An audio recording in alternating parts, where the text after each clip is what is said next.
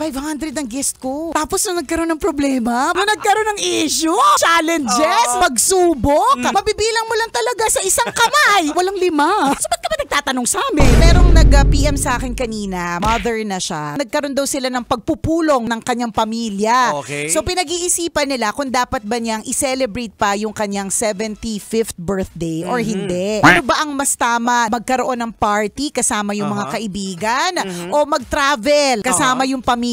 Nung nagko-compute sila, yung gagastusin parang parehas lang. Okay. Ang sagot ko lang naman sa kanya is, bakit invited ba ako sa either one of them? Para maapektuhan ako dyan. Kasali ba ako sa travel? Kasali ba ako sa party? Isipin mo, mother, alin yung gusto mo? Oo. Kung ikaw ay magpa-party, madami pa ba ito? Kilala mo ba yung mga Kilala pa ba? bisita mo? Natatandaan mo ba sila? Ako, I would say nasa quarantine pa lang ako, pero ang daming mga taong nami-meet ko ulit for the second or third time na honestly, I don't remember them. Nagkatalikuran na, tapos tatanungin ako ng anak ko, who is that, mom? Sabi ko, I don't remember. Di ko matandaan, be quiet. Huwag ka nagtatanong.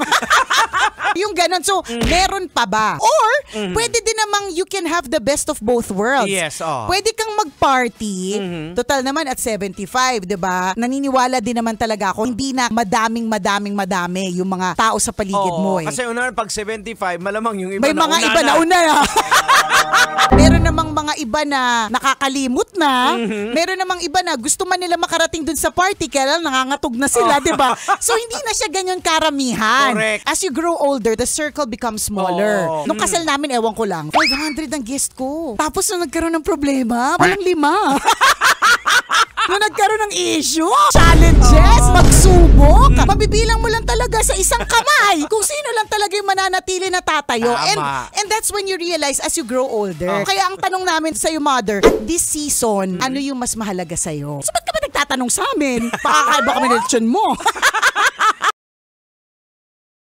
Wow! Enjoy na enjoy sa mga videos namin. Nako, Marami pa niyan dito, kabisyo. Kaya para mas feel good ka, I-like mo na ang video na to. At mag-subscribe na sa aming YouTube channel! Don't forget to click the notification bell Para lagi kang updated sa amin.